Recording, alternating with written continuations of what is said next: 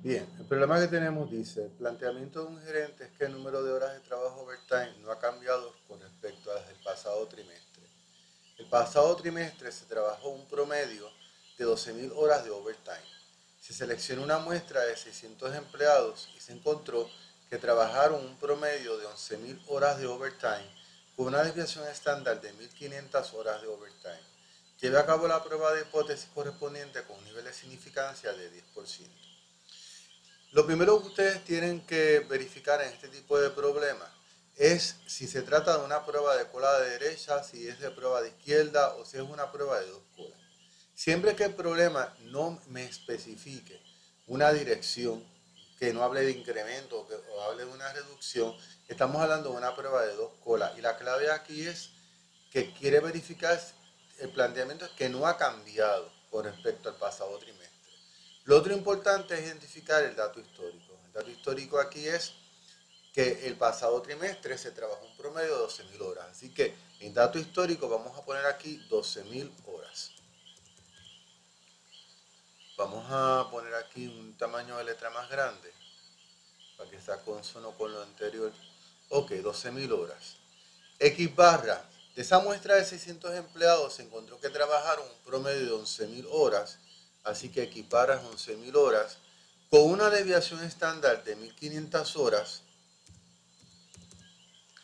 y el tamaño de la muestra es 600. Una muestra grande, así que vamos a utilizar una distribución normal.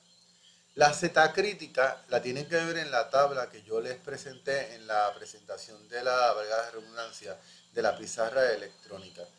Y tiene que ver con el nivel de significancia que es de 10%. Pero como es una prueba de dos colas, aquí tenemos que dividir ese punto 10 entre 2. Y eso nos da 0.05. Y el valor de Z que corresponde a 0.05 es, como ya ustedes saben, 1.96. Pero en las pruebas de dos colas hay que ponerlo negativo 1.96 y positivo 1.96.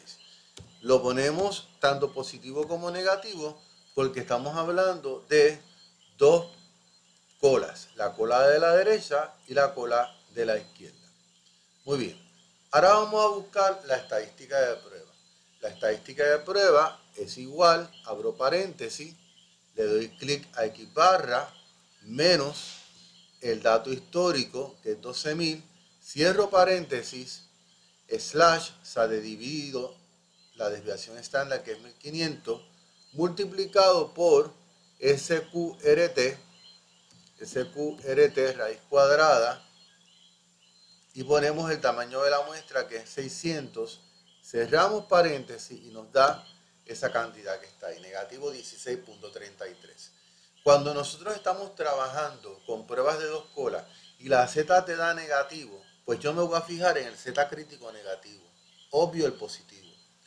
Entonces, la hipótesis nula, vamos a poner aquí, en insertar, vamos a símbolo, le damos clic a mu, ponemos mu, le insertar close, mu es igual a 12.000, que es el dato histórico, y la hipótesis alterna va a ser igual, vamos acá a insertar, vamos a símbolo, vamos a mu, vamos a insertar, close, volvemos a hacer lo mismo aquí, voy a insertar, vamos a símbolo, pero aquí voy a poner diferente, insertar close y ponemos 12.000.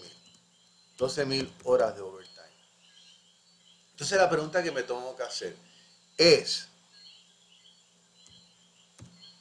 ese negativo 16.33 que calculamos, ese 16, negativo 16.33 es menor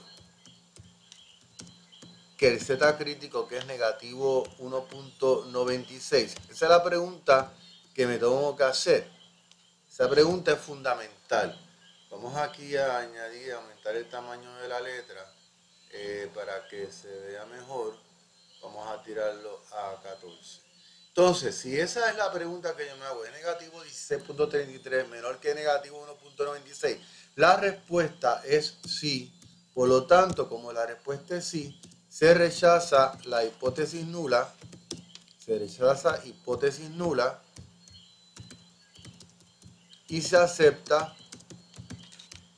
la hipótesis alterna.